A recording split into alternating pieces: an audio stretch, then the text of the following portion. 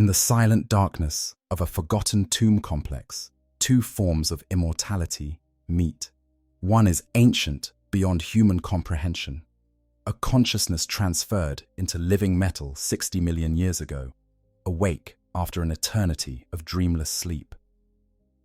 The other is a more recent tragedy, a warrior hero sealed into a walking sarcophagus, counting the centuries in moments of violence, separated by voids of unconsciousness. When Necron scout units encounter a hibernating Imperial Dreadnought, they stand face to face with something that mirrors their own cursed existence in ways that would be almost poetic, if the Necrons retained the capacity for such reflection. This is not simply a story about two war machines meeting in the dark. This is a confrontation between two philosophies of preservation, two methods of cheating death, two species that have chosen eternal service over the final piece of mortality.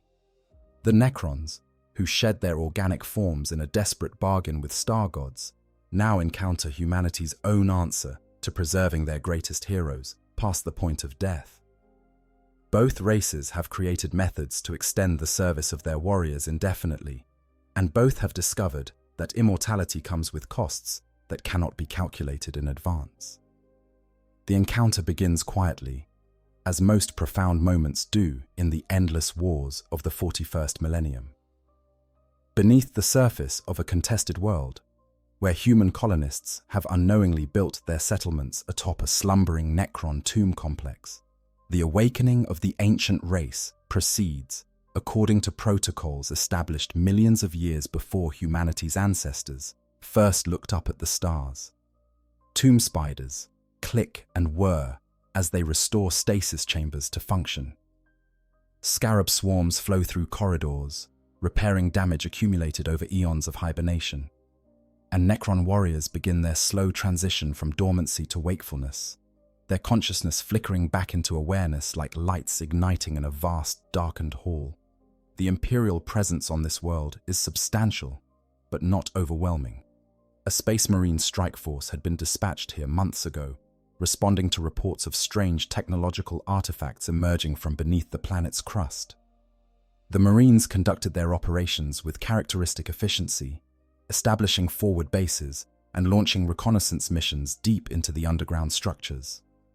But when the true scale of what lay beneath became apparent, when the first Necron warriors phased into reality with their Gauss weapons already tracking targets, the situation transformed from archaeological investigation to desperate combat.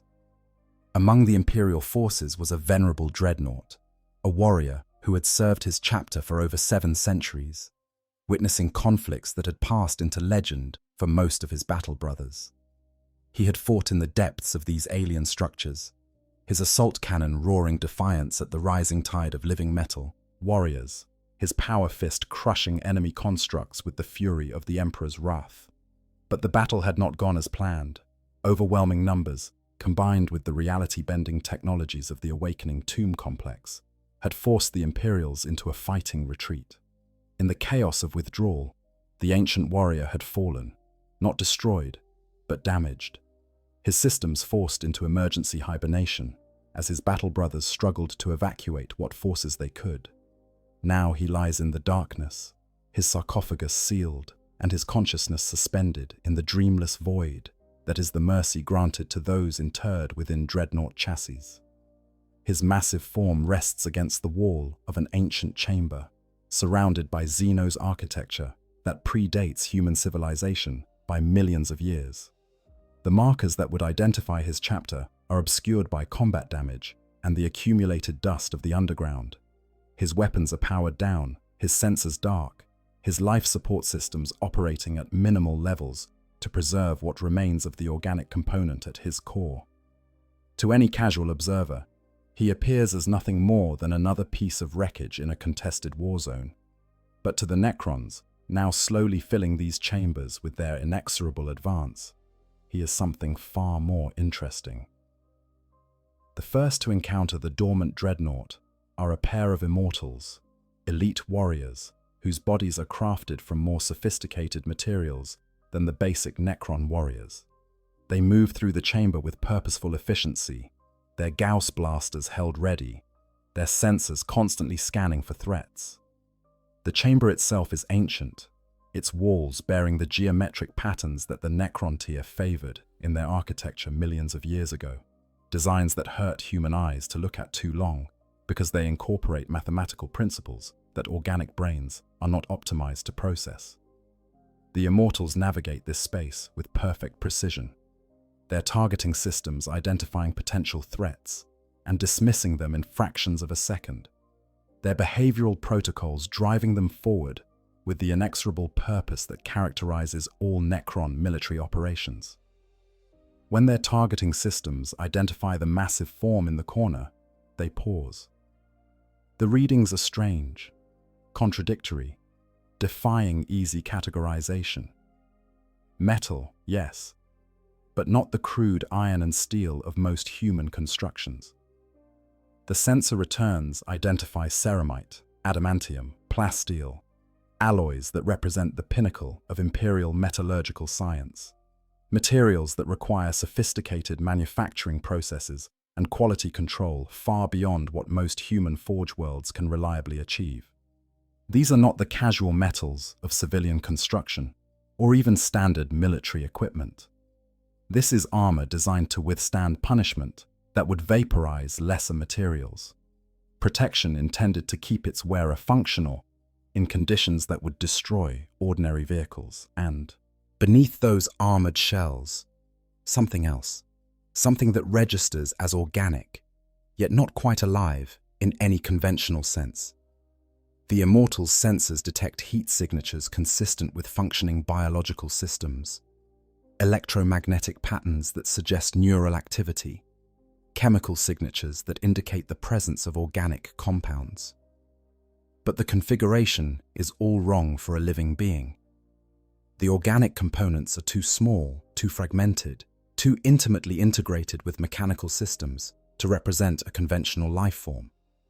It is as if someone has taken a living creature and reduced it to its absolute minimum functional components, then wired those components directly into a machine designed to house them. One of the Immortals approaches, its footsteps clicking against the ancient stone floor with a rhythm that has remained precisely consistent for the 60 million years since biotransference first transformed it from organic being into mechanical construct. The Immortal is programmed to be cautious around unknown technologies, to gather data before engaging, to prioritize intelligence collection over immediate destruction unless directly threatened. These behavioral protocols, encoded into its necrodermis, along with the basic patterns that define its identity, guide its movements as it circles the dormant construct, sensors working constantly to build a complete picture of what it has discovered. Up close, the Dreadnought is massive, even by the standards of the Necron's own war constructs. It stands perhaps 4 meters tall, even in its dormant, slightly hunched posture, its bulk speaking to the power contained within that armored frame. The proportions are oddly anthropomorphic, suggesting that humans designed their war machines to echo the shape of their own bodies, despite the inefficiencies that such design choices introduce. A Necron construct of similar mass would be configured differently, optimized for function rather than form, shaped according to mathematical principles rather than aesthetic preferences.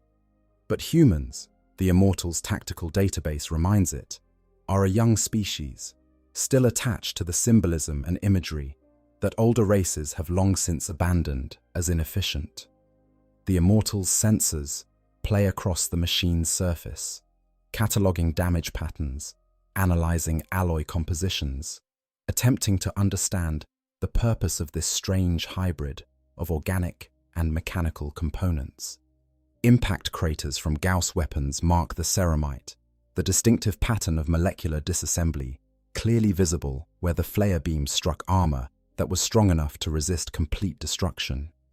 Burns from Tesla arcs trace across one shoulder, the electrical discharge having briefly superheated the metal before the construct's thermal management systems could compensate.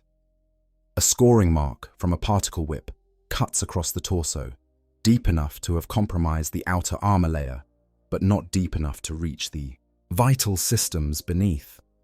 These damage patterns tell a story that the Immortals' tactical analysis subroutines begin to reconstruct.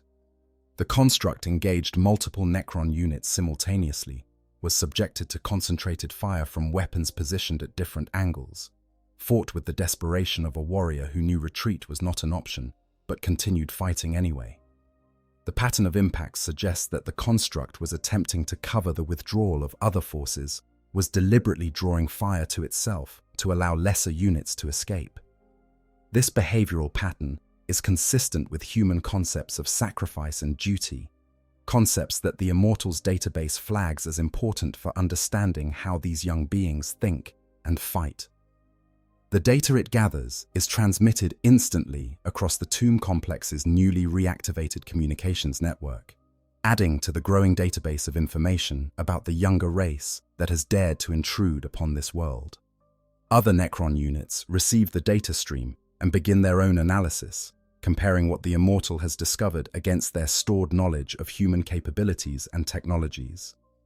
Tactical assessment algorithms calculate the threat level represented by such constructs. Strategic planning systems consider the implications of humans deploying such assets. Intelligence analysis functions attempt to determine how many similar constructs the humans might possess and where they might be located.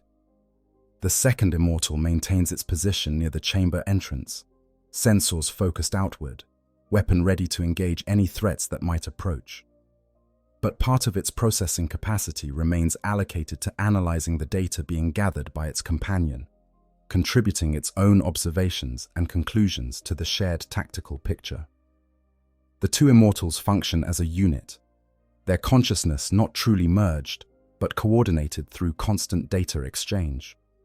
Their individual perspectives combining to create a more complete understanding than either could achieve alone.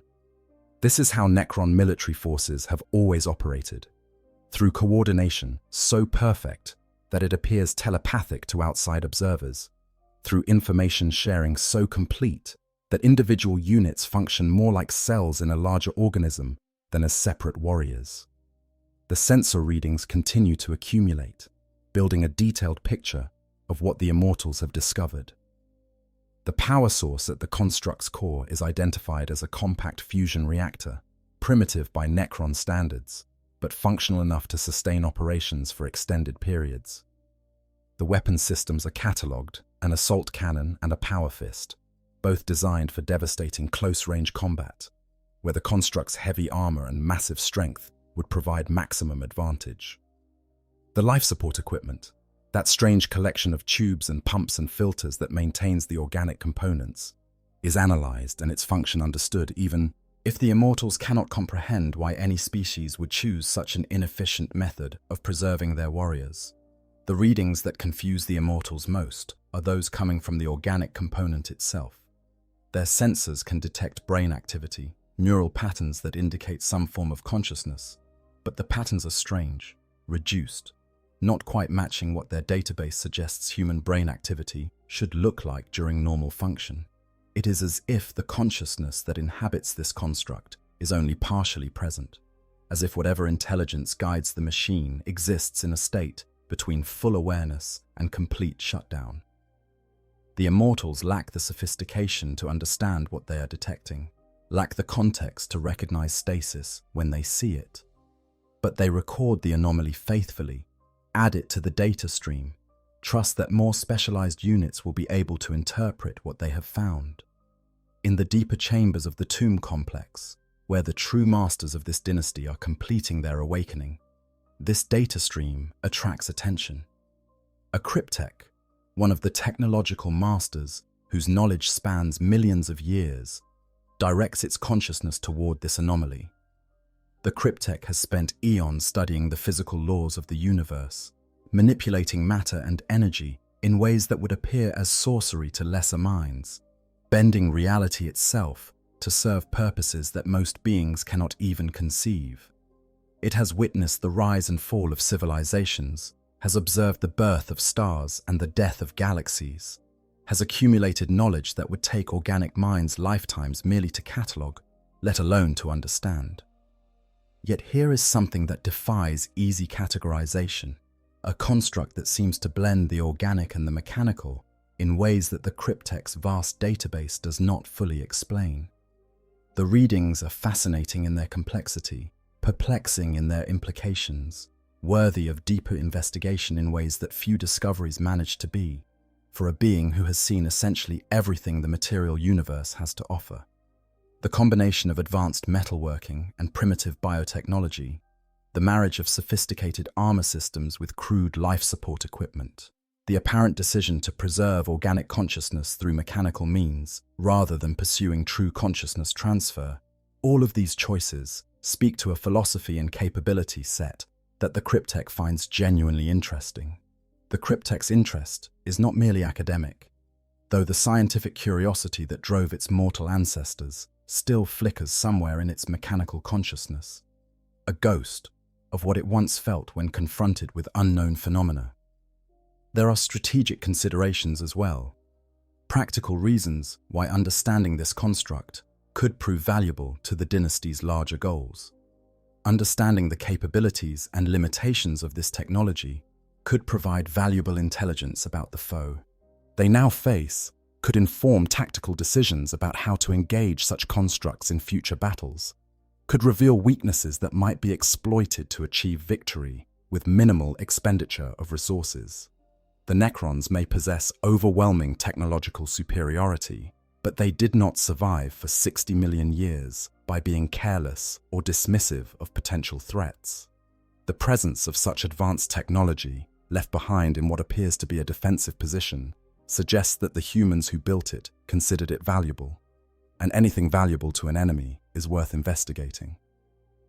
A command ripples through the tomb complex's communication network. The Immortals are to remain at their positions, maintaining a perimeter around the strange construct. More specialized units are being dispatched. Canoptech spiders, maintenance constructs, whose understanding of technology rivals even that of the cryptechs themselves, are directed toward the chamber, and the cryptech itself begins to make its way through the awakening tomb, drawn by the puzzle that this discovery represents. The Canoptech spiders arrive first, their spider-like forms skittering across the walls and ceiling with unnatural grace. They are not sentient in the way that the Necron lords and warriors are, but their programming is sophisticated beyond anything the Imperium has ever created. They begin their own analysis of the Dreadnought, their multiple limbs extending delicate sensor probes that can detect and manipulate matter at the molecular level. One of them approaches the sarcophagus at the Dreadnought's core, that armored tomb within a tomb that houses what remains of the Space Marine pilot. Its sensors detect the presence of organic matter sustained in some kind of artificial fluid, kept alive by systems that are crude by Necron standards, yet undeniably functional. The spider's analysis reveals something that would be surprising to anyone familiar with both races' technologies. The life support systems maintaining the Dreadnought's pilot are failing. Not catastrophically, not yet, but the damage sustained in the recent battle has compromised several redundant systems. Power reserves are depleting more rapidly than they should. The amniotic fluid that sustains the pilot's organic remains is slowly degrading, its chemical balance shifting in ways that will eventually prove fatal. Given time, measured in months or perhaps a year at most, the systems will fail completely, and the warrior entombed within will finally find the peace of death that was denied to him when he was first interred in this walking tomb. This information presents an interesting dilemma, one that a more emotional species might find ironic. The Necrons, who long ago shed their organic forms in pursuit of immortality, have discovered a member of a younger race who clings to organic life through technological means that are simultaneously impressive and pathetically inadequate. The human within this machine is dying, slowly, locked in a sleep from which he cannot wake himself, dependent on systems that are themselves failing. It is a situation that parallels, in its own crude way, the awakening of the Necrons themselves. They too sleep in tombs, sustained by technologies designed to preserve them through eternity. They too wake only when called to war, They too exist in a state that is neither truly alive nor fully dead. When the cryptek arrives, gliding into the chamber on its canoptek cloak, the analysis of the Dreadnought has been ongoing for nearly an hour by imperial time measurement. The cryptek dismisses the immortals with a gesture, sending them to secure other sections of the tomb complex. The canoptek spiders remain, their continuing scans feeding data directly into the cryptek's consciousness. The cryptek itself approaches the dormant war machine, its sensory apparatus far more sophisticated than anything the lesser constructs possess, capable of perceiving reality in ways that organic minds cannot fully comprehend. What the cryptek sees is a marvel of primitive engineering, a solution to the problem of preserving a warrior past the point of physical death that is both ingenious and horrifying in its limitations. The human who built this never possessed the kind of understanding that would allow them to truly transfer consciousness into an artificial substrate. They lacked the Citan's knowledge of the fundamental nature of the soul, lacked the Necrons' own hard-won understanding of how to encode sentience into necrodermis. Instead, they simply kept the organic components alive, wiring them into a mechanical shell through neural interfaces that are crude but functional. The cryptek can see the entire system laid out before its enhanced perception. The sarcophagus, its walls lined with life support equipment that maintains temperature, atmospheric composition, and the circulation of the amniotic fluid.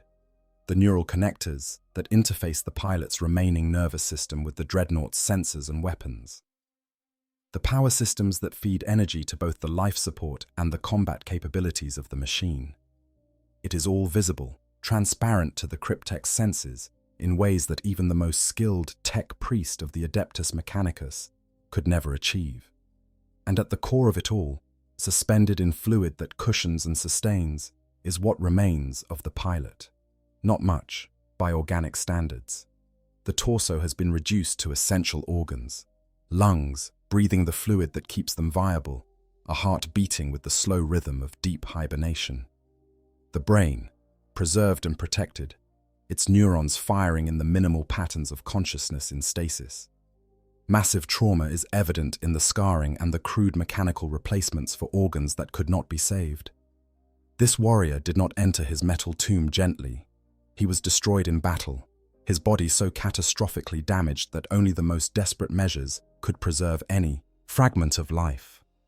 The cryptek processes this information with the cold, analytical precision that is all that remains of what was once scientific curiosity. There is no empathy here, no emotional response to the tragedy of a warrior sealed forever in a tomb of his own body's remains. The Necrons lost such capacity for emotion when they underwent biotransference, trading the warmth of organic existence for the cold immortality of living metal.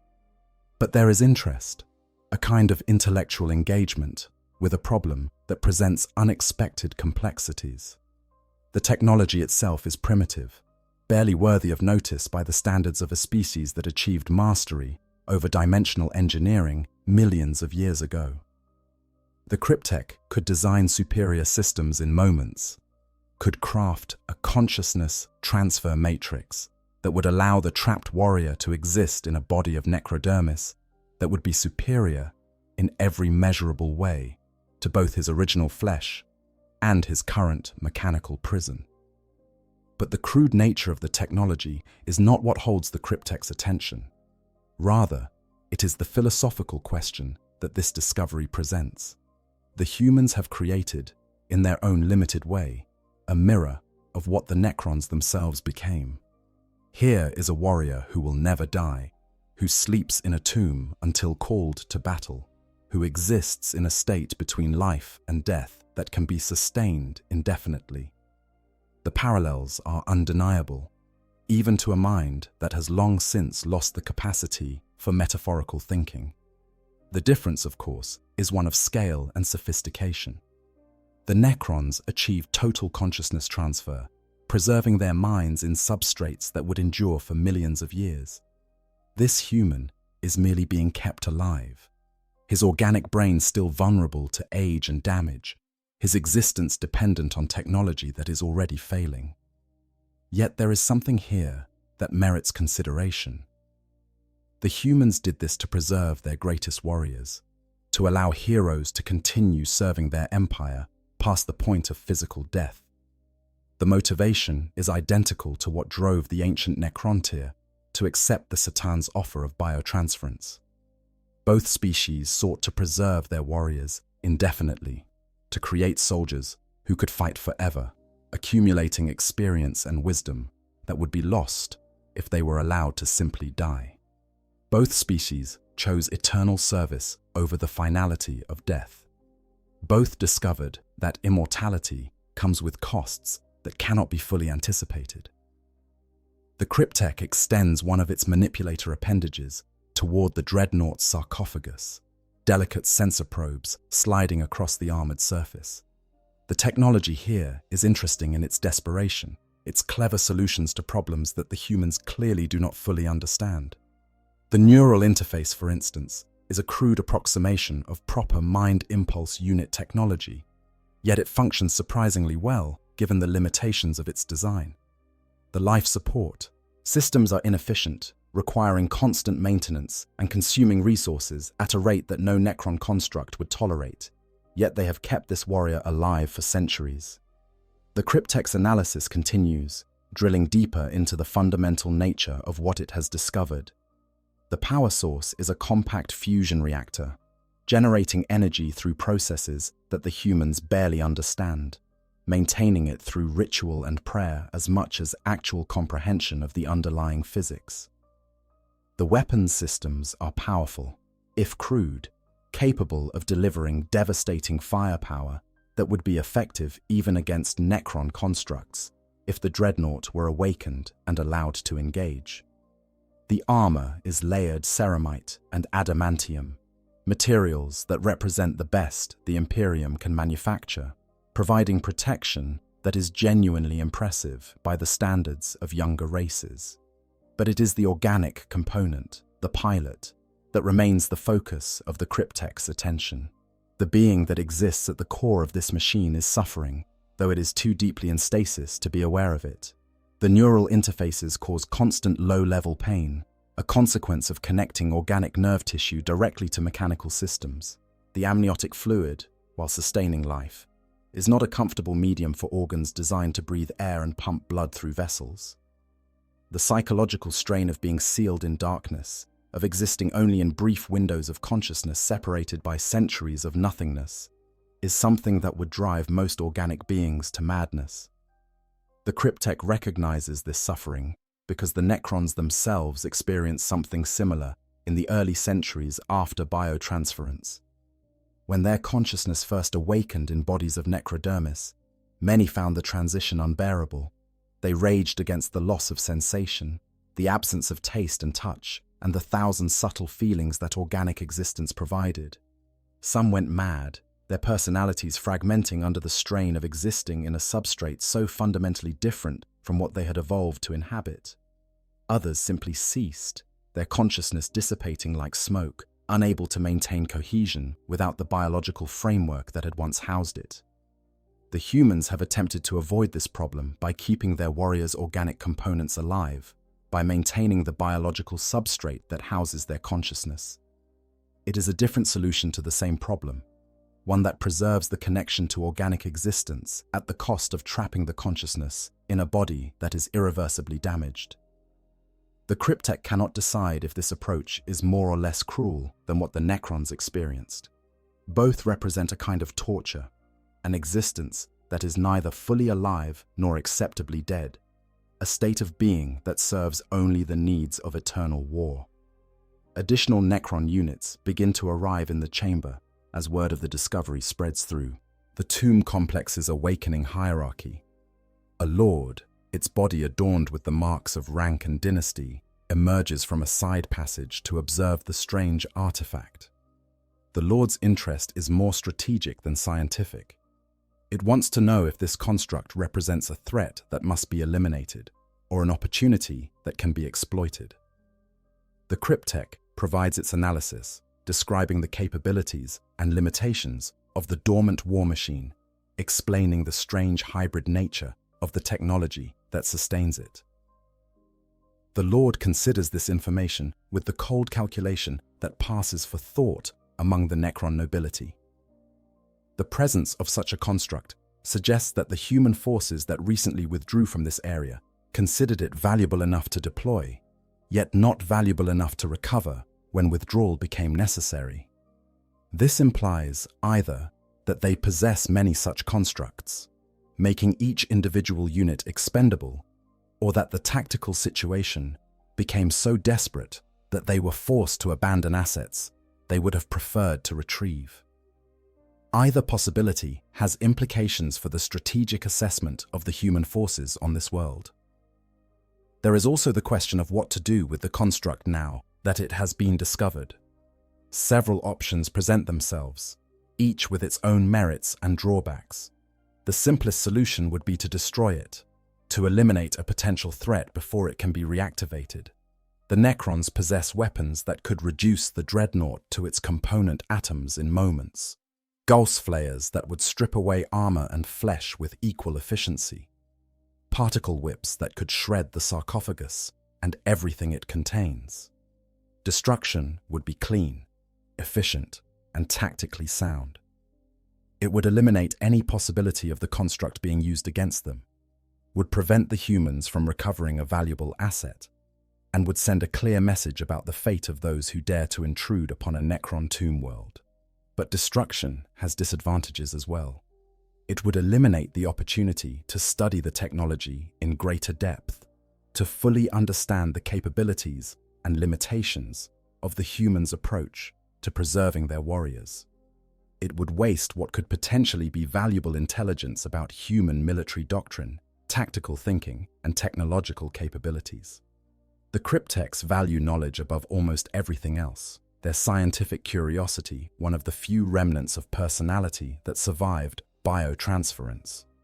Destroying this construct before it has been fully analyzed would be wasteful in ways that offend the cryptech's fundamental nature. There is also a more subtle consideration, one that the Lord weighs carefully in its mechanical approximation of thought. The humans trapped on this world are already aware that they face Necron opposition. The loss of this construct will not change that fundamental reality, but the manner of the construct's loss could provide intelligence about Necron capabilities that the humans do not yet possess. If the Dreadnought is simply destroyed, the humans will learn only that the Necrons possess weapons capable of eliminating their heavy war machines.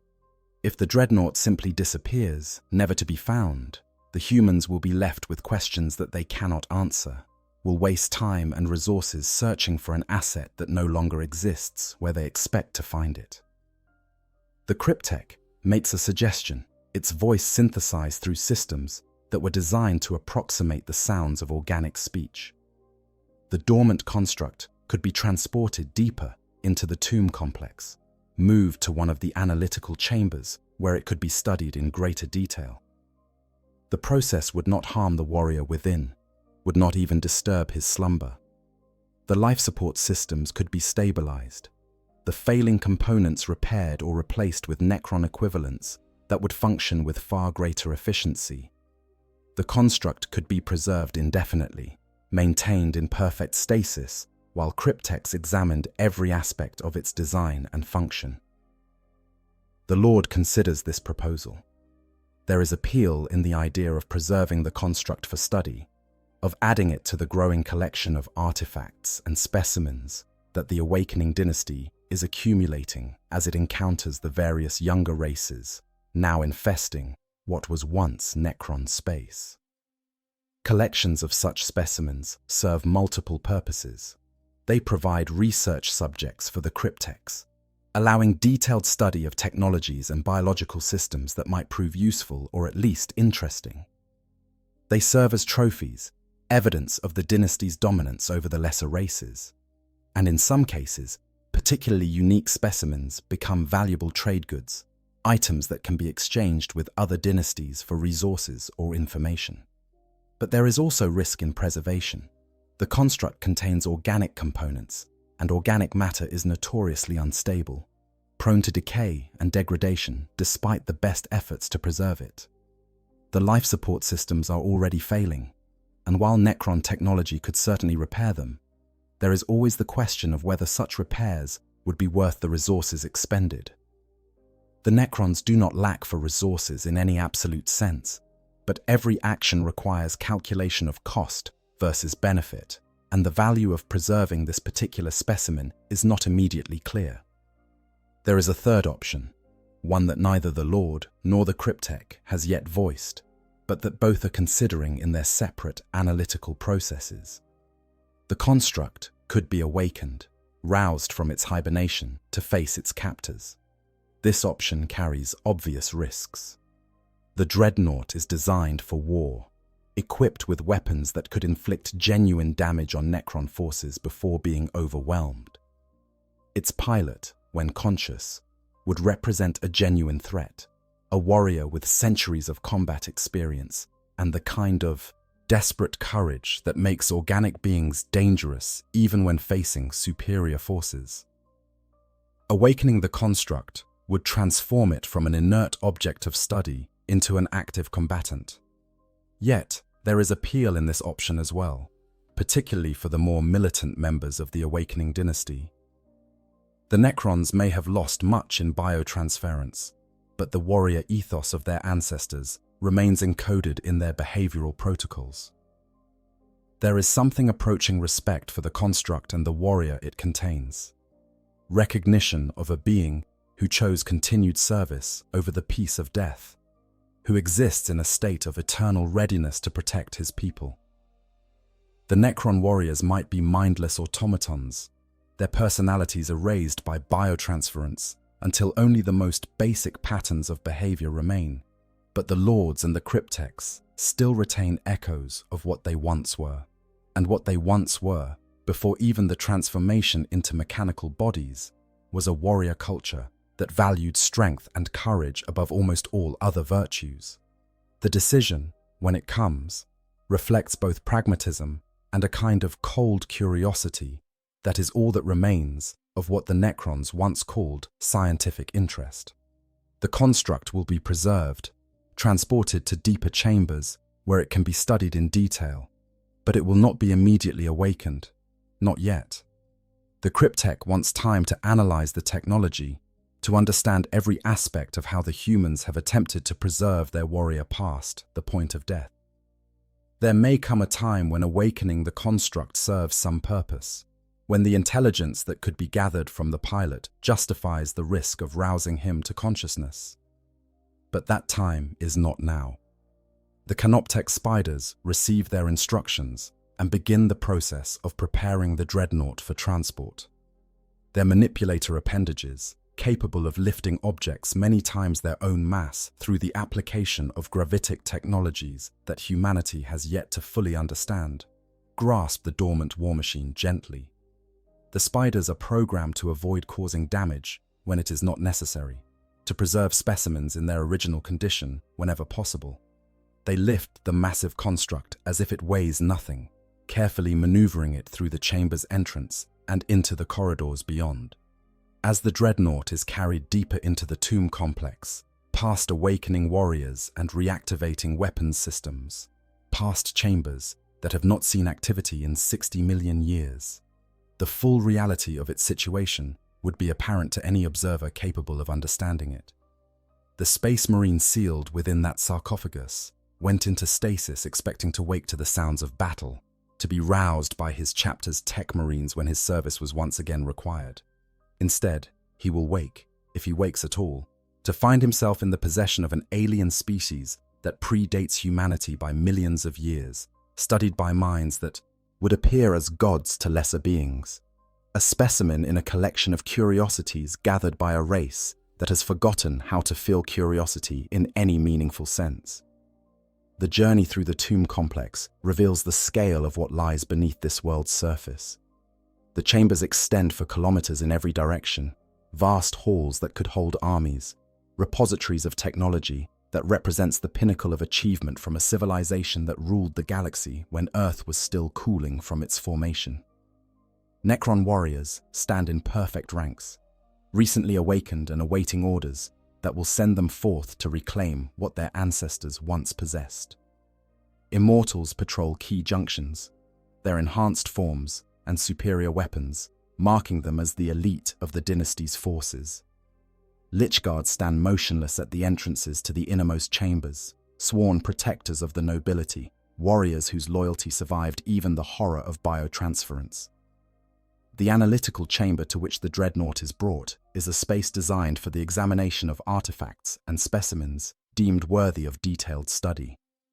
The room is circular, its walls lined with systems that can analyze matter at every scale from the quantum to the macro, that can subject samples to conditions ranging from absolute zero to the heart of a star, that can manipulate time itself within contained fields to observe how materials and systems respond to the passage of millennia compressed into moments.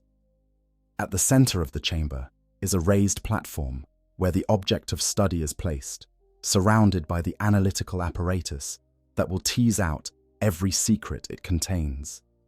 The Canoptech spiders place the Dreadnought carefully on this platform, adjusting its position until it rests, perfectly centered, its damaged form illuminated by the chamber's luminescence. The spiders retreat to the edges of the room, their task completed, ready to respond if further manipulation is required.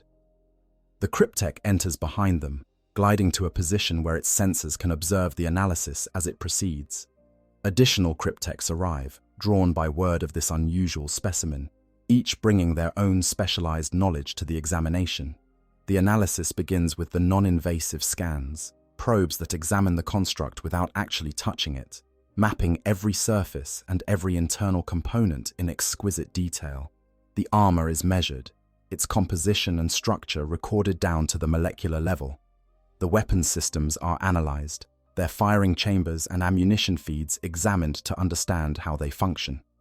The power core is studied, its fusion reactions observed through sensors that can perceive processes occurring at scales beyond human comprehension. Every bolt, every wire, every component of the machine is catalogued and understood. Then the analysis moves deeper, to the sarcophagus itself and the systems it contains. Here the Cryptechs must be more careful, must ensure that their examination does not disturb the delicate balance that keeps the pilot alive. Probes extend, impossibly thin filaments that can slip between armor plates without leaving a trace, that can sample the amniotic fluid without removing enough to matter, that can observe neural activity without interfering with it. The organic component is examined in meticulous detail, every organ catalogued, every system analyzed and understood. What the Cryptechs discover is both impressive and tragic. The human who serves as this construct's pilot has been preserved with remarkable skill, given the limitations of Imperial technology. His organic remains are in surprisingly good condition, considering the centuries of service.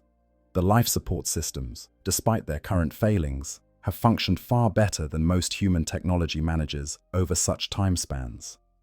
The neural interfaces are crude but effective, providing the pilot with sensory input and motor control that allows him to function as an effective warrior despite his catastrophically limited organic substrate. But the cost of this preservation is evident in every measurement, every reading. The pilot exists in a state of constant pain, nerve endings firing error signals that the stasis systems can only partially suppress. His body, reduced to its essential components, is held together by surgical interventions and mechanical supports that would be considered torture by any reasonable definition. His mind, when awake, must process an overwhelming flood of sensory data filtered through mechanical systems that cannot fully replicate the subtlety of organic perception. And his consciousness, when in stasis, drifts in a void without dreams, without rest, without the mercy of oblivion that true death would provide. One of the Cryptechs, a specialist in what the humans would call cybernetics, observes this with something that might be recognition. The Cryptech itself underwent biotransference, experienced the transition from organic existence to mechanical immortality. It remembers, in whatever way memory functions for a being, whose consciousness exists as patterns in necrodermis. The horror of awakening in a body that felt nothing, that experienced the universe only through sensors that reduced reality to data streams. It remembers the sense of loss, the desperate yearning for sensations that could never be recovered, the slow adjustment to existing as something fundamentally different from what it had been. The human in this sarcophagus is experiencing something similar, though in reverse. He clings to organic existence, his brain still flesh and blood, still capable of pain and suffering in ways that Necrons can no longer experience. Yet he is separated from his body by the very systems that keep him alive, experiencing the world through sensors and interfaces that can never fully replace the rich sensory input of organic existence. He is trapped between two states of being, neither fully organic nor properly mechanical, a hybrid creature that combines the worst limitations of both forms. The analysis continues for hours by human time measurement, though the cryptechs do not measure duration in such limited terms. They examine every aspect of the construct and its pilot, building a comprehensive understanding of the technology and the biological systems it sustains. They discover the redundancies built into the life support, the backup systems that activate when primary systems fail, the clever solutions to problems that the human engineers clearly did not fully understand. They find evidence of past repairs, places where components have been replaced or modified, suggesting that this particular construct has survived multiple periods of service separated by intervals of stasis. And they discover something else, something that gives even the emotionless cryptechs pause in their analysis. Deep in the neural interfaces, in the systems that connect the pilot's organic brain to the Dreadnought's sensors and controls, they find patterns that suggest active mental processes even in stasis. The pilot is not fully unconscious, not completely dormant. Some part of his consciousness remains active, processing information at levels too subtle for the construct's own monitoring systems to detect. He is dreaming, in whatever way a being in his condition can dream, his mind attempting to make sense of existence that consists primarily of darkness and silence, punctuated by brief intervals of extreme violence. This discovery fascinates the cryptechs because it suggests that the pilot's subjective experience of time does not match the objective passage of centuries. For him, the intervals of stasis may feel shorter or longer than they actually are. His perception of duration distorted by the nature of his half-conscious state. He may experience each awakening as if moments have passed since his last period of activity, or he may feel the full weight of centuries pressing down on his consciousness. The cryptechs cannot determine which is the case without waking him and conducting direct analysis. But the possibility raises questions about the nature of consciousness and time perception that are interesting even by the standards of beings who have existed for 60 million years. The failing life support systems present both a problem and an opportunity. The cryptechs could easily repair them, could replace the damaged components with Necron equivalents that would function perfectly for millennia. The technology required is trivial by their standards, well within the capabilities of even basic canoptech constructs. But such repair raises questions about purpose and intent. Are they preserving this specimen because it has genuine value, or simply because they can? Is there utility in maintaining this human warrior in his half-life state, or would resources be better spent elsewhere? One cryptech suggests an alternative approach. Rather than simply repairing the existing systems, they could improve them, enhance the life support to levels far beyond anything Imperial technology could achieve. They could strengthen the neural interfaces, provide the pilot with sensory input, far superior to what the crude human systems allow. They could even begin the process of biotransference, gradually replacing organic components with necrodermis equivalents, transforming the pilot into something closer to what the Necrons themselves have become. It would be an interesting experiment, a test of whether consciousness transfer could be achieved gradually rather than all at once, whether the trauma of complete biotransference could be avoided through incremental transformation. But this suggestion is rejected by the presiding lord, who has been observing the analysis with the cold patience of a being who measures time in millennia. The construct is to be preserved in its current state, as closely as possible to its original condition. Repairs are authorized to stabilize the failing systems, but enhancements are forbidden. This specimen is valuable precisely because it represents human technology and philosophy, because it provides insight into how these younger beings approach the problem of preserving their warriors. Transforming it into something else would eliminate that value, would turn the specimen into merely another example of Necron capabilities. The decision is implemented immediately. Canoptech spiders begin the delicate work of repairing the life support systems, replacing human components with Necron equivalents that have been carefully designed to maintain the exact same functionality. The power core is supplemented with a stable energy source that will function for centuries without maintenance. The amniotic fluid is replenished and its chemical balance corrected. The neural interfaces are cleaned and repaired, ensuring that when the pilot wakes, his connection to the construct will be as strong as it was when he first entered stasis. The work is completed with a precision that no Imperial tech priest could hope to match. Every system is tested, every component verified to be functioning within acceptable parameters. The life support that was failing, degrading toward inevitable failure, is now stable and will remain so for longer than the Imperium has existed. The pilot, still locked in his dreamless half-sleep, is unaware that he has been preserved by the very beings his chapter would consider the gravest threat to humanity's existence. He sleeps on, suspended between life and death, maintained now by technology that predates his species by millions of years. With the immediate work completed, the cryptechs turn their attention to the broader questions raised by this discovery. What does the existence of constructs like this tell them about human military doctrine? How many such warriors do the humans possess?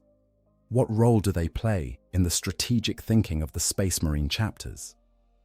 These questions have implications beyond mere curiosity. The Necrons are awakening on hundreds of worlds across the galaxy, encountering the younger races that now infest the territories that were once theirs. Understanding how these species think, how they organize their forces, what technologies they consider valuable, all of this information contributes to the strategic calculations that will determine how the Necrons prosecute their war of reconquest. The presence of this specific dreadnought on this specific world is also worth analyzing. The human forces that deployed here clearly expected serious resistance, serious enough to warrant bringing one of their ancient warriors.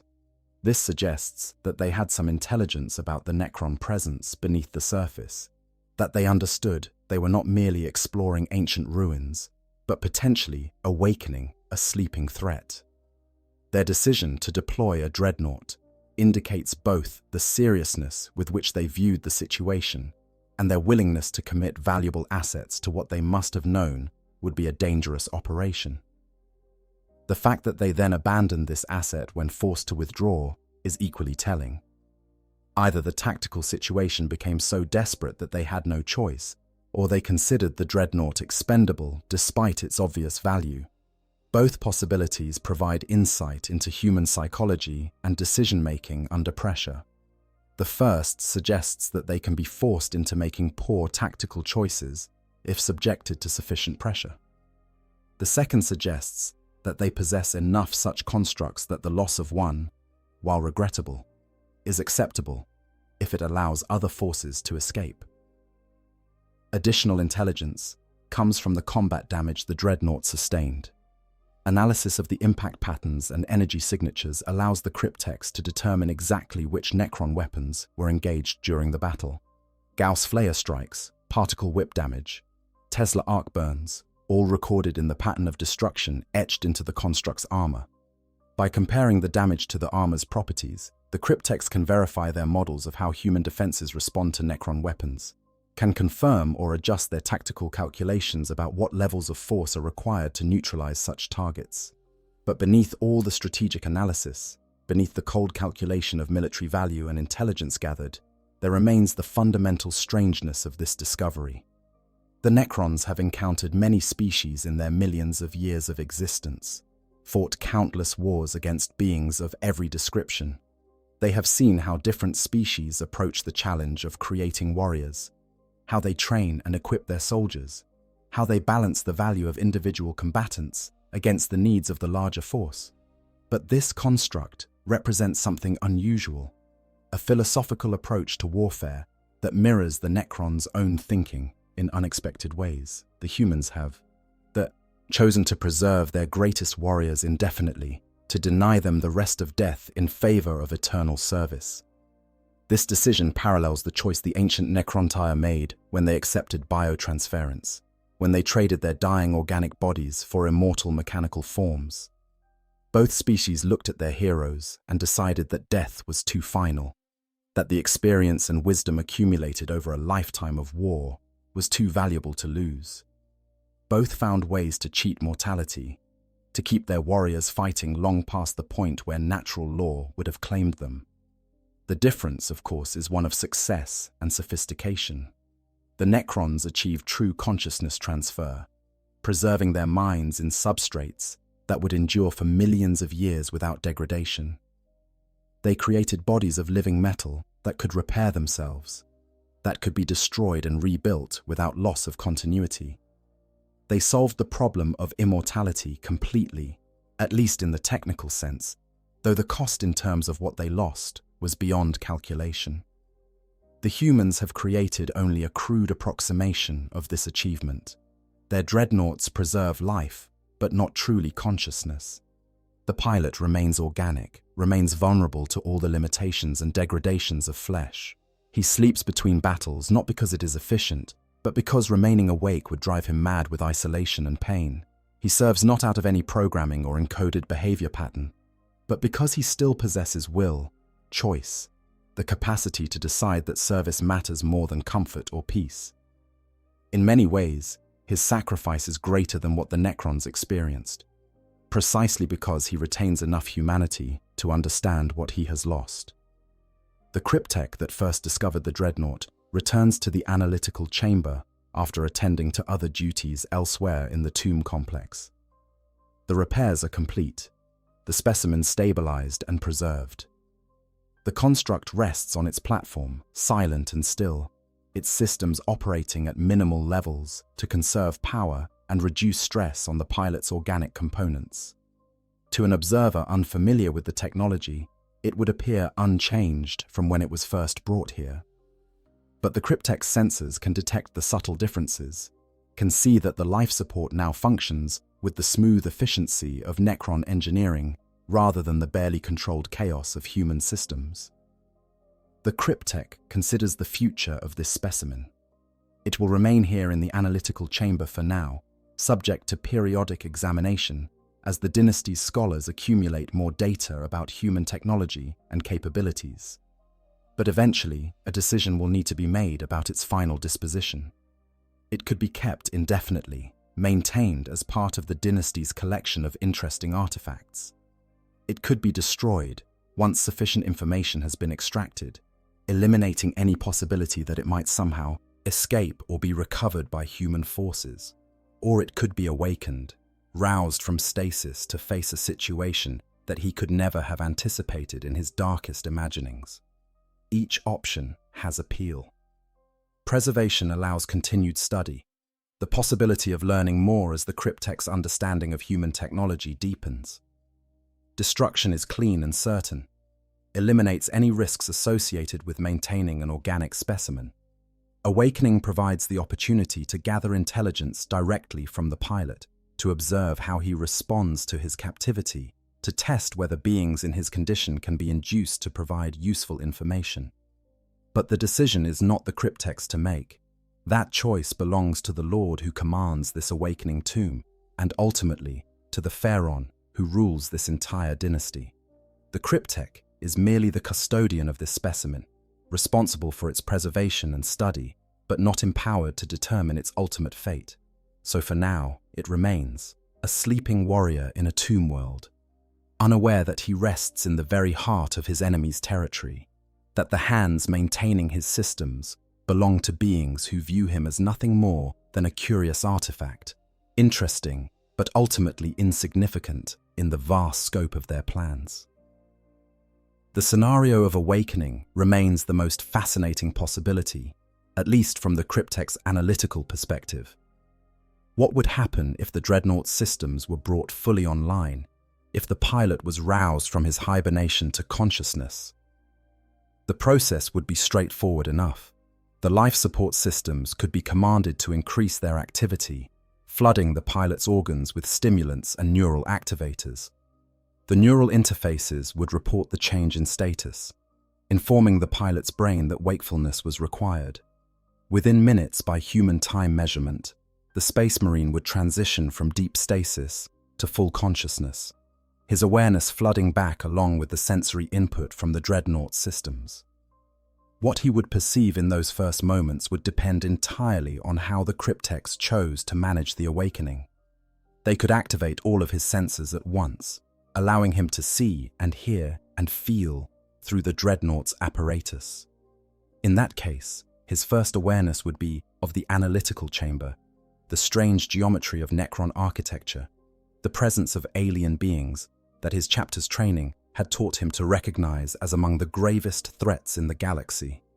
The shock of that recognition, combined with the disorientation of awakening in an unexpected location, would likely trigger immediate aggressive responses. The pilot would attempt to fight, to activate weapon systems, and strike out at his captors, to fulfill the programming of centuries of combat service that insists resistance is always preferable to capture. But the Crypteks could also control the awakening more carefully, activating the pilot's consciousness while keeping his senses dark, denying him input about his location and situation. In that case, his first experience would be pure confusion, awareness without context, the knowledge that he was awake but no information about where or why. That confusion would quickly give way to concern, then fear, as he attempted to query his systems and received no response, as he tried to move and found himself locked in place by forces he could not identify. The psychological impact of such an awakening could be profound, might even break the pilot's resistance before any physical interrogation began. The Necrons possess weapons that could destroy the Dreadnought easily, regardless of whether it was dormant or active. Gauss weapons would strip away its armor layer by layer, reducing ceramite and adamantium to their constituent atoms with the same efficiency they show against flesh. A focused barrage from even basic Necron warriors could dismantle the construct in seconds, peeling away defenses that were designed to withstand anti-tank weapons, exposing the sarcophagus at its core. And once that armored tomb was breached, the organic components within would be as vulnerable as any other living tissue, subject to the same molecular disassembly that makes Gauss weapons so horrifyingly effective. But destruction, while tactically sound and strategically simple, would waste the intelligence value that the Dreadnought represents. Every aspect of its construction, every detail of its operation, every choice made by the engineers who built it provides information about human capabilities and limitations. The armor tells how much protection they can manufacture and transport. The weapons reveal their understanding of destructive force and power generation. The life support shows their biotechnological capabilities and their approach to preserving life in extreme conditions. All of this information is valuable, and destroying the specimen would eliminate any possibility of discovering more. There is also the question of what destroying the Dreadnought would accomplish strategically. The humans already know they face Necron opposition on this world. The loss of one more construct, one more warrior, will not significantly change their calculations or capabilities. They lost dozens of Space Marines in the fighting before they withdrew, along with tanks and equipment representing far more resources than a single Dreadnought. The Imperium's response to this world will be determined by larger strategic considerations, by the value they place on whatever resources or objectives attracted them here in the first place, not by the fate of one irreplaceable but ultimately individual warrior. The decision to preserve the Dreadnought, rather than destroy it, reflects the Necrons' own long view of conflict and conquest. They are not fighting for immediate tactical advantage, not seeking to maximize casualties in any particular engagement. Their campaign is measured in centuries and millennia, aimed at the complete reconquest of territories that were theirs millions of years ago. Individual battles, individual casualties, matter only insofar as they contribute to that larger goal. Preserving this specimen for study serves that goal more effectively than destroying it for immediate tactical benefit. The analytical chamber, where the Dreadnought rests, is one of many such facilities throughout the tomb complex. In adjacent chambers, other specimens await study. Orc weapons, carefully preserved after their owners were eliminated. Their crude but effective designs analyzed to understand the threat posed by the greenskin species. Tau battlesuits, recovered from conflicts on other worlds, their sophisticated technology examined and compared to Necron capabilities. Eldar equipment, rare and valuable because the Eldar rarely leave anything behind when they withdraw from battle, studied to understand the surviving children of the Old Ones. The Dreadnought joins this collection, another piece in the vast puzzle the awakening Necrons are assembling as they attempt to understand the galaxy they have inherited. Time passes differently for the sleeping Dreadnought pilot than it does for the Necrons who now serve as his unwitting custodians. For him, if his subjective experience could be measured, the transition from battle to stasis was instantaneous, a sudden shift from the chaos of combat to the void of unconsciousness. When he next wakes, whether that happens tomorrow or 1,000 years from now, it will feel like mere moments have passed. The centuries of service, the long intervals between battles that define a Dreadnought's existence, these happen in his memory, in the gaps between periods of consciousness, but they do not accumulate in real-time experience. He sleeps away the ages while the universe changes around him. For the Necrons, time is different. They measure duration in the cycles of stars, in the slow drift of galaxies through the void, in processes that occur over spans that would be incomprehensible to organic minds. The hours and days that pass while the Dreadnought lies in their analytical chamber are less than eye blinks in the scope of their existence. Yet they are also patient in ways that their organic ancestors could never achieve. They can wait decades, centuries, millennia for the right moment to act, secure in the knowledge that time is not their enemy, that they will endure long past the point where organic beings would have decayed to dust. This fundamental difference in temporal perspective shapes everything about how the two species approach warfare and conquest. Humans fight with urgency born of limited lifespans, knowing that every moment wasted is a moment they will never recover. They seek decisive victories, quick resolutions, outcomes that can be achieved within the span of years or decades that individual commanders will live to see. The Necrons fight with the patience of immortals, understanding that the galaxy itself is the battlefield and eternity is the timeline. They can afford to wait, to plan, to act only when conditions are optimal, because they know they will be here when the younger races have long since passed into extinction. The Dreadnought pilot, trapped in his strange state between organic life and mechanical existence, embodies something of both perspectives.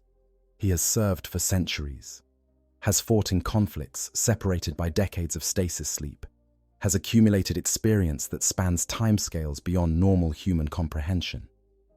Yet, he remains fundamentally organic in his thinking, driven by the urgency of mortal consciousness, by the knowledge that although his life has been extended far beyond natural limits, it remains ultimately finite. He will serve until destroyed, but that destruction is inevitable, a certainty that shapes his every action, even if he cannot consciously acknowledge it. As word of the captured Dreadnought spreads through the tomb complex and to other awakening tomb worlds throughout the dynasty's territories, various Necron nobles and commanders begin to express interest in examining the specimen themselves. A destroyer lord, one of those Necrons who has devoted itself entirely to the extinction of organic life, requests permission to test the construct's durability against various weapons. The request is denied, not out of any concern for the specimen's well-being, but because such testing would compromise the intelligence value of keeping it intact.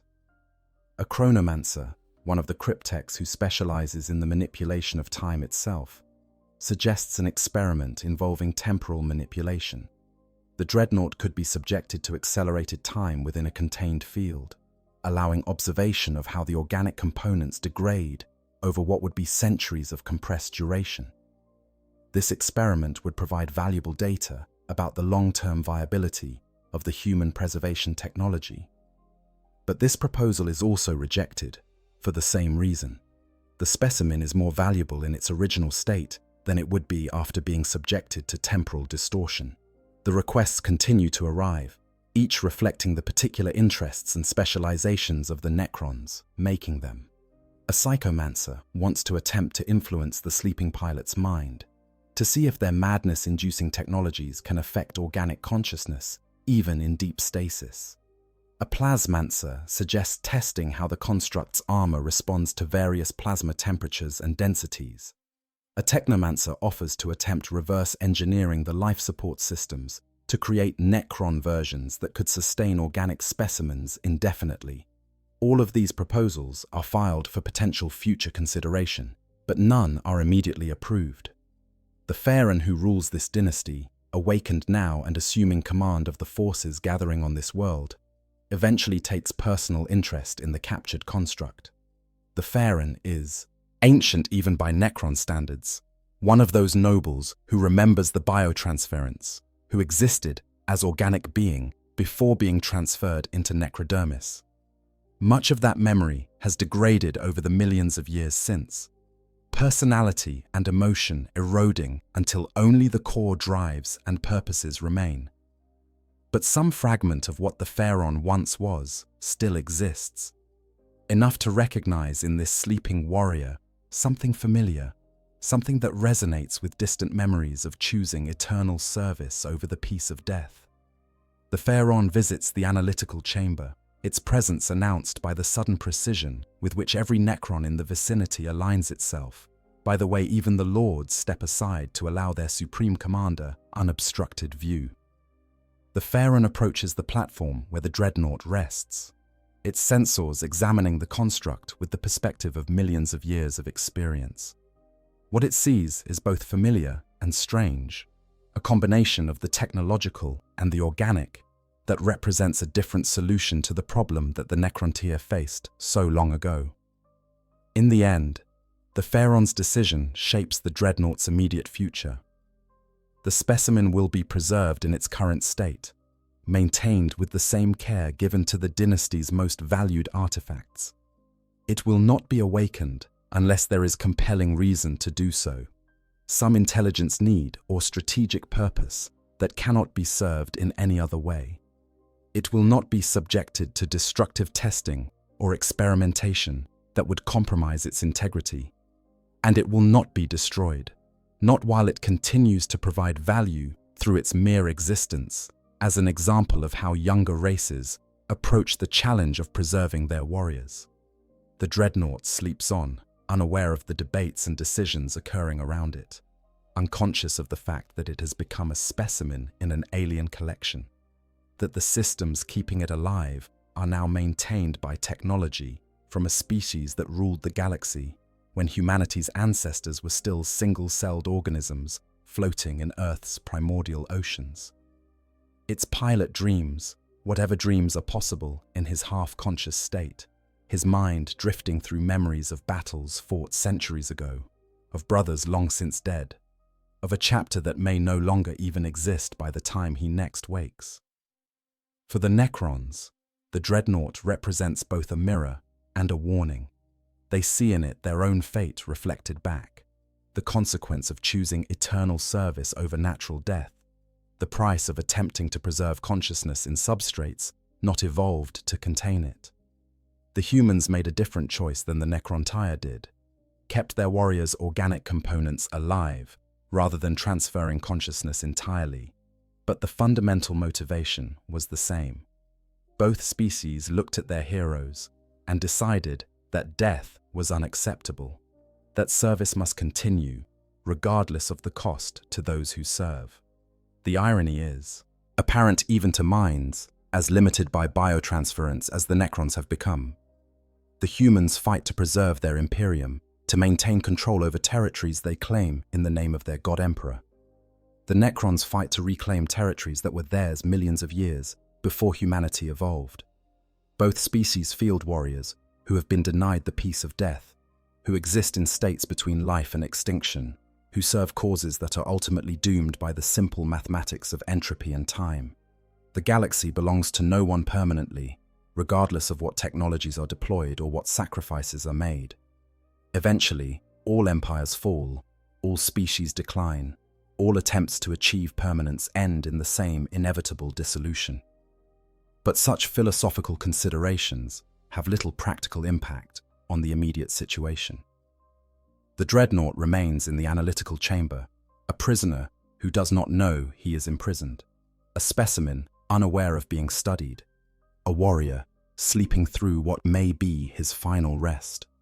The Necrons continue their awakening, bringing more systems online, activating more warriors, preparing for the campaigns that will see them reclaim this world and thousands like it.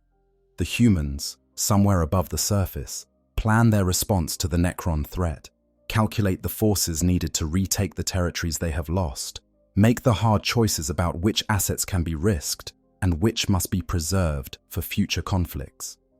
And in the darkness of the tomb complex, in a chamber where time itself seems to hold its breath, a single space marine lies in stasis, kept alive by the very enemies he was created to fight against. Maintained by technology he would consider an abomination if he had any awareness of it. His chapter believes him lost, probably dead, another casualty of the eternal war that defines existence in the 41st millennium. They will mourn him in whatever way his brothers mark the passing of their fallen, will record his deeds in the chapter's histories, will ensure that his sacrifice is remembered even if his gene seed could not be recovered. But he is not dead, not yet. He exists in a state that the Necrons understand all too well, suspended between life and death, preserved past the point where nature would have claimed him, kept functional through technologies that his mind could never fully comprehend. He is a mirror of what the Necrons themselves have become, a proof that the impulse to cheat death, to preserve warriors indefinitely, is not unique to any single species, but rather a common response to the brutal mathematics of war and attrition. The final question, the one that remains unanswered as time continues its inexorable march, is whether the Dreadnought pilot will ever wake again. Will the Necrons find reason to rouse him, to activate his systems, and confront him with his captivity? Will human forces somehow discover his location and mount a rescue operation that might succeed, despite the overwhelming opposition? Or will he simply sleep on, maintained indefinitely by alien technology, his consciousness preserved in stasis while civilizations rise and fall around him, until some distant future when the galaxy itself has changed beyond recognition? The answer depends on factors beyond any single individual's control, on the vast churning of strategic decisions and random chances that determine the fate of worlds and species. For now, he sleeps, dreams his fragmentary dreams, and exists in the peculiar limbo that both he and his captors understand far too well.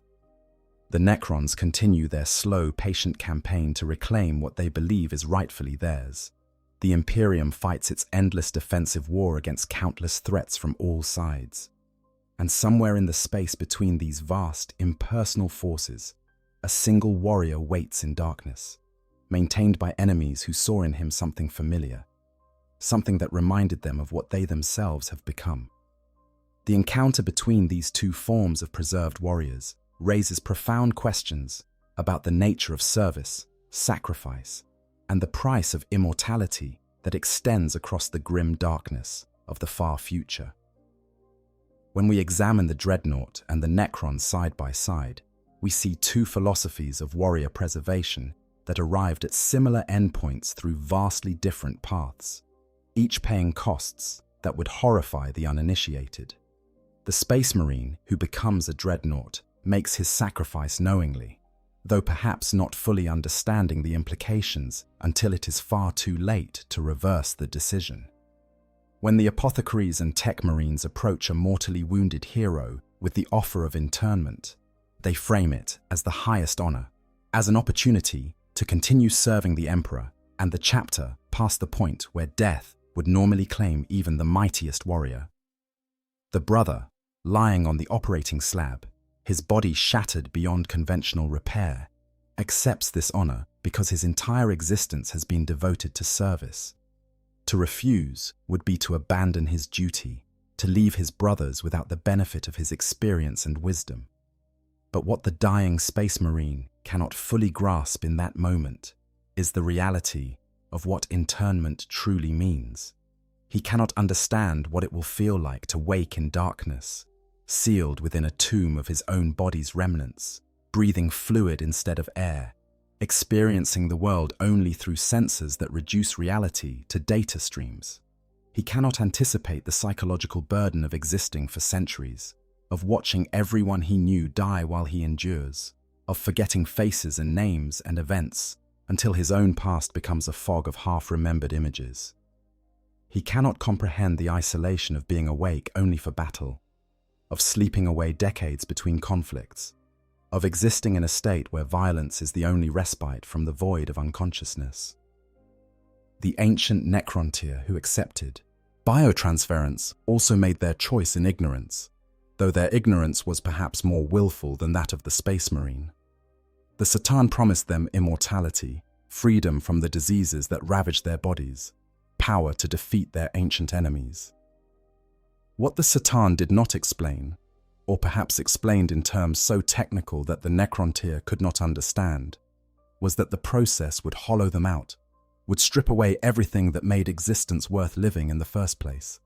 They thought they would become immortal versions of themselves, enhanced and improved. Instead, they became something else entirely, machines wearing the memories of dead beings like ill-fitting garments. The parallel extends beyond just the mechanism of preservation to the fundamental existential crisis that both forms of warriors face. The Dreadnought pilot, in his rare moments of full consciousness, must confront the knowledge that he is no longer truly alive in any meaningful sense. His body is gone, reduced to the minimum organic components necessary to sustain consciousness. His existence is defined entirely by service to the chapter, by the intervals of violence that punctuate the darkness of stasis. He has become, in every practical sense, a weapon that can think, a tool of war that retains just enough awareness to be tortured by what it has become. The Necron warriors, those who were once the common citizens and soldiers of the Necron civilization, face a different but related horror. Biotransference did not preserve their personalities intact. The process, whether by design or by cruel flaw, erased most of what made them individuals, leaving only the most basic behavioral patterns and responses. They are aware, in some limited sense, but they are not truly conscious in the way they once were. They exist in a state that is neither sleep nor wakefulness, following commands with mechanical precision, killing without understanding why, continuing to function long after the purposes they were meant to serve have been forgotten. Even the Necron lords and cryptechs, who retained more of their personalities through biotransference, are not spared from existential horror. They remember, in fragmentary ways, what it was like to be organic, to feel sensations beyond the cold precision of mechanical senses. They recall, though the memories grow dimmer with each passing millennium, what it meant to experience emotion, to feel joy or sorrow or fear or love. These memories haunt them in ways that would be unbearable if they retained the full capacity to bear suffering. As it is, they exist in a state of diminished consciousness, aware that something essential has been lost, but unable to fully remember or mourn what that something was. The cryptechs examining the sleeping Dreadnought, understand this truth better than most. Their specialized knowledge, their deep understanding of consciousness and its substrate, allows them to perceive with perfect clarity the tragedy of what both species have become. They see the Space Marine pilot, his organic brain still firing with the electrical patterns of thought, still capable of suffering in ways that pure machines cannot, and they recognize in him something that they themselves have lost forever. They see themselves reflected in his predicament, two solutions to the same problem, both paying prices that can never be fully calculated or repaid. This recognition does not translate into sympathy, because the Necrons have long since lost the capacity for such emotions. But it does create a kind of intellectual respect, an acknowledgement that the humans, despite their primitive technology and limited understanding, have grasped the same fundamental truth that drove the Necron to accept biotransference. The truth is simple and brutal. In a universe of endless war, death is a luxury that the greatest warriors cannot afford. The species that preserves its heroes indefinitely gains an advantage in the eternal struggle for survival, even if that preservation comes at costs that would horrify those who have not yet paid them. The practical military implications of this encounter extend far beyond the fate of one captured Dreadnought. The intelligence gathered from studying this specimen will inform Necron strategy across hundreds of worlds, will shape how they approach future conflicts with the Imperium's Space Marine forces. Understanding how Dreadnoughts function, what their capabilities and limitations are, how they can be defeated or neutralized, all of this information contributes to the vast database of tactical and strategic knowledge that the awakening Necron dynasties are assembling. The knowledge that humans preserve their warriors in this manner also tells the Necrons something important about Imperial psychology and values. Any species that goes to such lengths to maintain its heroes, that develops complex technology specifically to deny death to those it deems worthy, is a species that values individual warriors highly, despite the brutal mathematics of war that should teach them otherwise. This suggests potential vulnerabilities that can be exploited. If the Imperials consider their dreadnoughts irreplaceable treasures, then targeting them specifically, forcing them into situations where they must be abandoned or destroyed, could inflict psychological damage beyond the simple tactical loss of a war machine. Conversely, the encounter also demonstrates to the Necrons that humanity possesses greater technological sophistication than they might have initially assumed. The life support systems keeping the Dreadnought pilot alive are crude by Necron standards, yes, but they function. They accomplish their purpose despite being based on principles that the Necrons mastered millions of years ago and then improved beyond recognition. This suggests that humanity, given sufficient time, might eventually develop technologies that could pose genuine threats to Necron supremacy. Not in the near future, not within any timeline that matters to beings who measure time in epochs rather than years, but eventually, perhaps, if the younger race survives long enough. The question of what the Necrons will ultimately do with their captive remains unresolved, deliberately so. The beauty of this hypothetical encounter is that there is no single correct outcome, no predetermined path that events must follow. Different Necron dynasties might make different choices based on their own priorities and philosophies. A dynasty led by a pragmatic military commander might simply destroy the Dreadnought once sufficient intelligence has been extracted, eliminating a potential asset that enemies might attempt to recover. A dynasty with a strong tradition of collecting specimens and trophies might preserve it indefinitely, adding it to vast museums of artifacts gathered from across the galaxy. A particularly aggressive dynasty, one of those led by destroyer lords who have devoted themselves entirely to the extinction of organic life, might see the Dreadnought as an opportunity for cruel sport. They could awaken the pilot, allow him to fight against overwhelming odds, let him experience the futility of resistance against forces he cannot hope to overcome. Not out of sadism exactly, because such emotional motivations are beyond what most Necrons retain, but out of a cold desire to demonstrate the superiority of their own immortal forms, to prove that the human attempt at preservation is inferior to what the Necrons achieved through biotransference. Alternatively, a dynasty led by cryptex with strong scientific interests might see the Dreadnought as the beginning of an ongoing experiment. They could attempt to improve the human preservation technology, to enhance the life support systems beyond what Imperial science could achieve, to gradually transform the pilot into something closer to what the Necrons themselves have become. This would not be done out of any desire to help the human, but rather as a test of whether biotransference could be achieved gradually, through incremental modifications, rather than the all-at-once process that the Necrontyr underwent. The pilot would become a living experiment, conscious or unconscious depending on the phase of testing, his existence prolonged indefinitely as subject rather than warrior. There is even the possibility, remote but not impossible, that the encounter could lead to a form of communication between the two species. If the Necrons chose to awaken the pilot and engage him in something resembling dialogue, both sides might gain insights that would be valuable in ways that transcend immediate military advantage. The pilot could provide information about Imperial strategies and capabilities, yes, but more importantly, he could offer perspective on what it means to exist in the state between life and death, could share his experience of consciousness preserved in a failing organic substrate maintained by machines. The Necrons, in turn, could provide the pilot with truths about his own condition that no Imperial tech priest could fully articulate.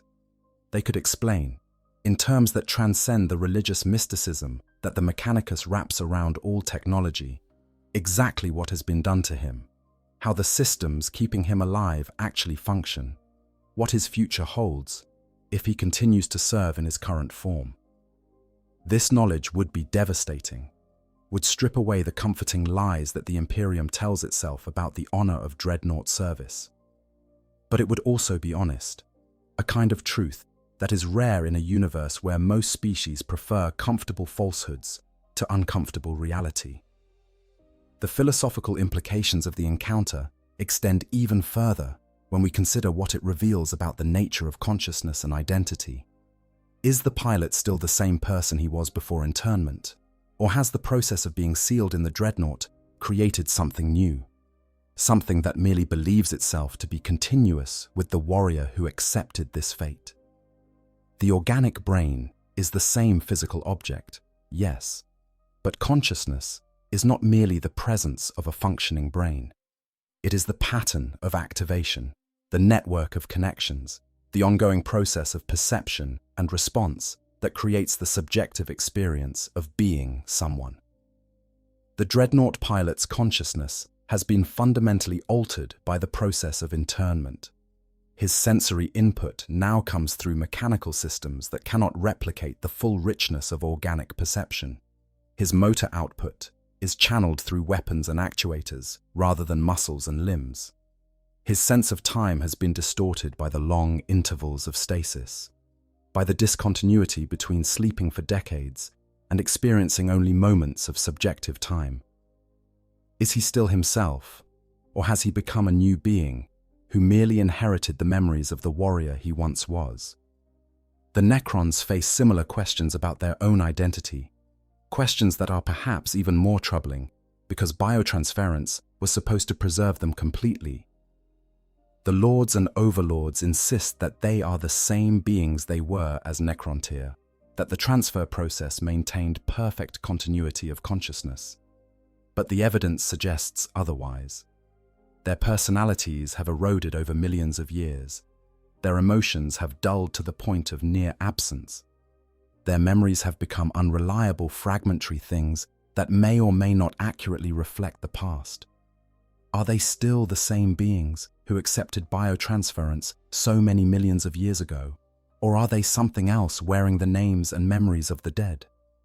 These questions have no answers that both species would accept.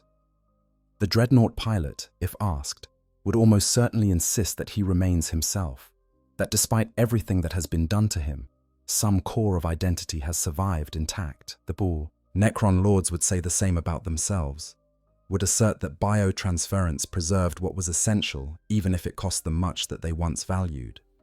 But the truth is probably more complex and more tragic than either species wants to acknowledge. Identity is not a fixed thing that can be preserved like data on a storage medium. It is a process, ongoing and dynamic, shaped by experience and embodiment. Change the embodiment radically enough, and the identity that emerges may be continuous with what came before, but is not truly the same. The tragedy is that both the Dreadnought pilot and the Necrons have been forced to confront this truth in the cruelest possible way. They continue to exist, to function, to serve their respective causes, but they do so as diminished versions of what they once were, as beings who have paid costs that can never be repaid and made sacrifices that can never be unmade. They are warriors preserved past the point of death, yes, but the preservation has hollowed them out, has taken away much of what made their existence valuable in the first place. They are victories in the war against mortality that look very much like defeats when examined closely enough. The humans of the Imperium tell themselves stories about their dreadnoughts, create myths of honored service and eternal vigilance that make the reality more palatable. They speak of ancient heroes who continue to guide and protect their chapters, of wisdom accumulated over centuries that would be lost if these warriors were allowed to truly die. They frame the internment as a gift, as an opportunity that is granted only to the greatest heroes, as something to be sought rather than feared. And perhaps some of these stories are true. Perhaps some dreadnoughts do find meaning in their extended service, do experience their existence as honor rather than curse. But the reality, visible to any who look closely enough, is that most dreadnoughts are suffering in ways that their brothers cannot fully understand or acknowledge. The isolation, the discontinuity, the reduction of existence to intervals of violence separated by voids of unconsciousness, these are not the conditions under which consciousness thrives or finds meaning. They are conditions of endurance, of survival, in a state that is barely preferable to death, sustained only by the warrior's commitment to service and the chapter's need for his capabilities. The Dreadnought continues because continuing is what warriors do, because duty requires it, because the alternative is admitting that the sacrifice was for nothing. The Necrons, similarly, maintain the fiction that biotransference was a triumph, a successful escape from the mortality and disease that plagued their organic forms. They do not openly acknowledge the losses that came with the transformation, do not admit that what they gained in immortality they paid for in diminished consciousness and eroded identity. They continue to fight their wars of reconquest, as if reclaiming their ancient territories will somehow restore what was lost, as if controlling the galaxy again will make the eons of empty existence meaningful in retrospect. They endure because they are programmed to endure, because the alternative is confronting the possibility that their entire civilization made a catastrophic mistake millions of years ago. When the Necron cryptechs look at the sleeping dreadnought, when they analyze its systems and study its pilot, they are looking at a mirror that reflects their own condition with uncomfortable clarity. They see a warrior who has been preserved past natural death, who exists in a state that is neither fully alive nor properly dead, who serves causes that may or may not be worth the costs he has paid. They see themselves, in other words, and if they retained the capacity for self-reflection that would trouble them, they might ask whether the Dreadnought pilot made a better choice than they did, or a worse one. The pilot chose continued organic existence, acceptance of suffering in exchange for maintaining his connection to the flesh that defined him as human. The Necrontyre chose transcendence of flesh, acceptance of diminishment in exchange for escaping the diseases and frailties that made their organic existence unbearable. Neither choice was clearly correct. Both led to states of being that are tragic in their own ways, that represent victories over death, that feel very much like defeats when experienced from the inside. If the pilot ever wakes in the custody of the Necrons, if he is ever forced to confront his captors directly, this mutual recognition could create a moment of profound understanding between beings who should be enemies. The pilot would see in the Necrons what he himself has partially become, would recognize the end state toward which his own transformation tends. The Necrons would see in the pilot what they once were, would be reminded of the organic existence they traded away for cold immortality. The encounter would be brief, probably ending in the pilot's destruction or return to stasis. But in that moment, both sides might glimpse truths about themselves that are normally hidden behind the necessities of war and the comfortable lies that all species tell themselves. The broader implications for the Warhammer 40,000 universe are significant. The existence of these parallel attempts at warrior preservation, the Imperium's Dreadnoughts and the Necrons' biotransference, suggests that the impulse to cheat death is universal among species sophisticated enough to attempt it. Every species that reaches a certain level of technological capability eventually confronts the same question. Should we preserve our greatest individuals indefinitely, denying them the peace of death in service of collective survival? And every species that answers yes to that question eventually discovers the same truth: that preservation comes with costs, that immortality is not the victory. It appears to be that existence extended indefinitely becomes something other than life as it was originally experienced. The Tau, with their relatively young civilization, have not yet reached this point. They still allow their heroes to die naturally, honoring them with remembrance, but not attempting to preserve them beyond their organic lifespans.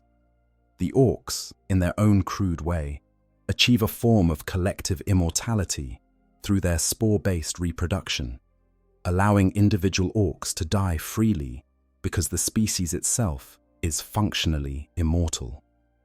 The Eldar, who once achieved true immortality through their soul stones and their relationship with their gods, lost that security when Slaanesh was born, and now face the horror of having their souls consumed if they do not take extraordinary measures to preserve them.